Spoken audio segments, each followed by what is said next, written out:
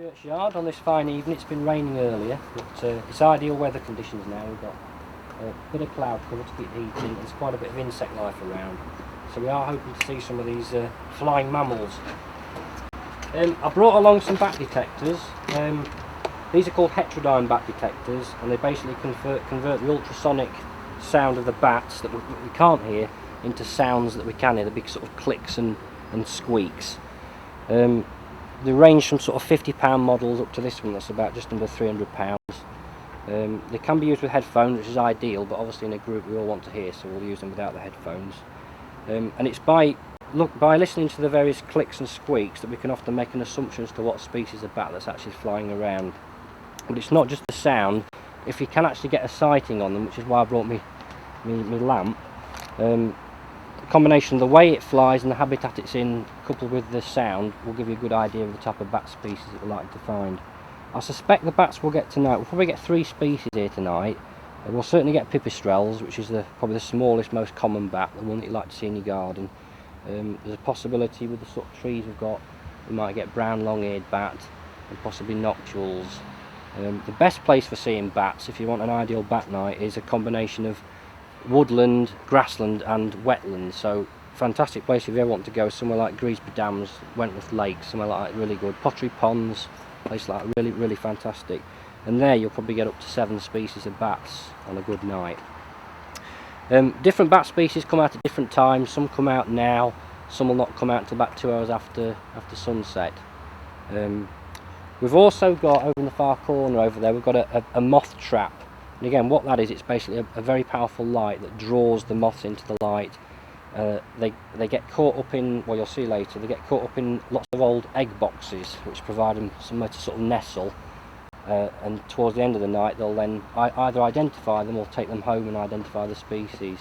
And the type of insects we catch in the moth trap will give a good indication of the health of this habitat or this churchyard in terms of the life it supports. Right. We'll make a start and perhaps go for a walk.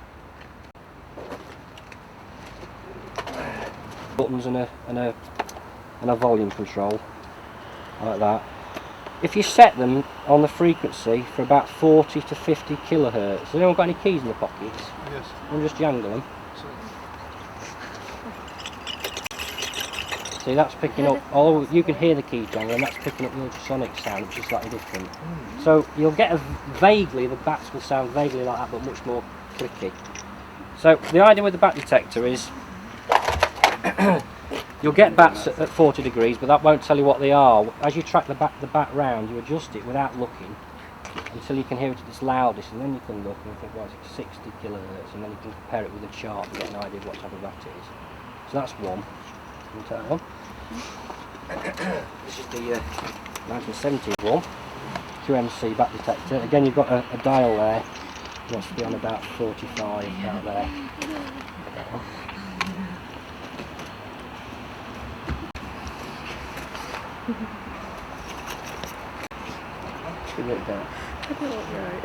If you're not sure, if you're not sure it's on, if you rub your fingers in front of them like that. Oh yeah. You'll hear a slight rubbing sound. Okay,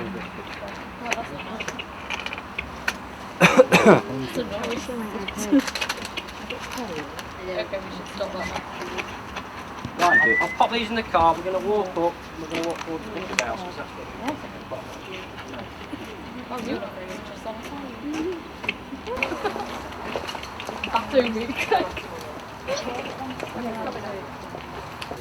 Oh, it's like here.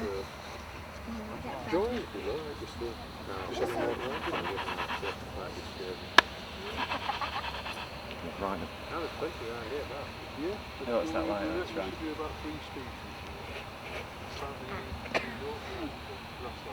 Ow. That's bright. Just look there. There's not in the field, not whatsoever. What time did you see them here then? Well, literally just, what time did you arrive, Ken? Because that's when we had about 4 flying around here, just as it was just going dark. Yeah, well, I'd take a guess to the back. There's plenty around, there's lots of stuff flying around to feed on tonight. Yeah. We're going to have a walk through into the other part of the graveyard, go through there, can't we? No, yeah, I'm touching.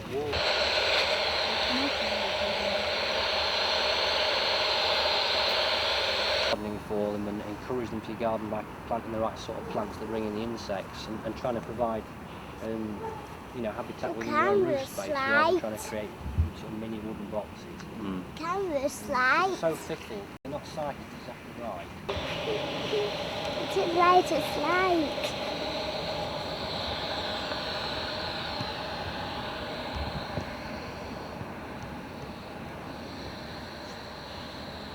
So we have a little walk.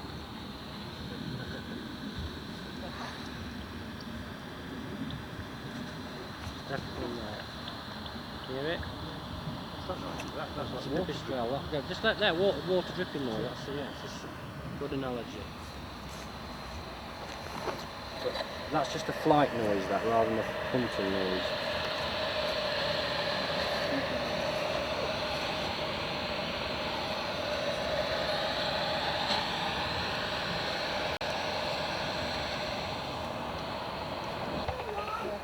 Very close.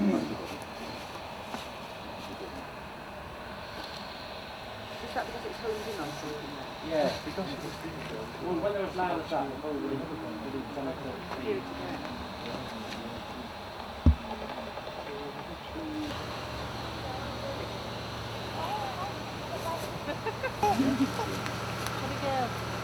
Are you making it fly? As long as one And then put some paper over it and let it out. What's that? My mobile phone. Might have been, That's what he has to net. yeah, Black rather than on a the mop. underside of its wings, was it? Black underneath. I don't know. All right. I don't know.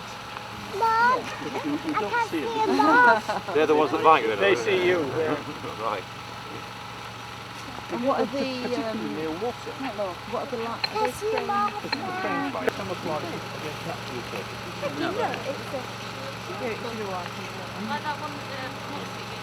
Yeah, you have a tub to put in. We don't need to put it in a tub, that one.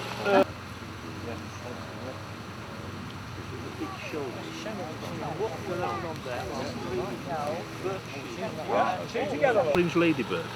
Now again, the first orange ladybird we had round here was about 3 years ago. There, 20, so it's like a 30 foot, crikey, it is quite big. That's the wingspan though, Yeah. and the body would be on that.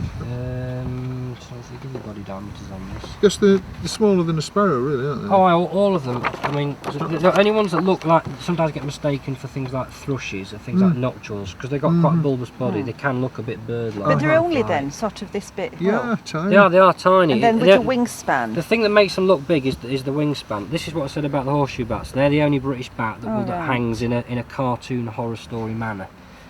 The rest of them, literally, this is how you'd find them, nesting like a So as a fetus position. pipistrelle's flying then, would its wingspan probably, and it's about this Pipistrelle's big? about 120 to 200 mil, so yeah, about Yeah, no bigger yeah. than the span of my hand, Yeah. and obviously with tiny little Yeah. wings.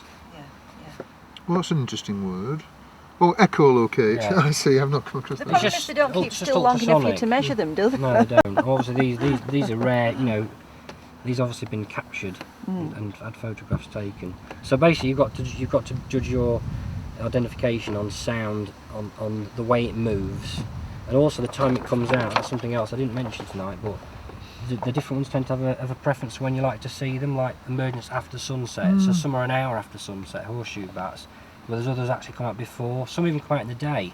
So you're not around all night then? I just Can I thought. just Well, ask not you all if night. one- While ever there's warmth in the air. So once you get to 3 in the morning, it's getting cold. The insects are going down, so you're not getting them out. So ideally, it's just after sunset, probably till about midnight, is your prime. So if it's sort of July, August time from, well, Well, the How to other the summer- irony is the best time to do bat walks is May or September because it gets dark early enough for you to come out. Whereas the ideal time to do them is in the middle of the summer when it don't get dark till 11:30, but it means stopping up too late to do an event. so really. the ones that I would see sort of after 10 o'clock time in the height of the summer Yeah. are likely to be pipistrelles. I would imagine in your garden. I would think so. Yeah. Yeah.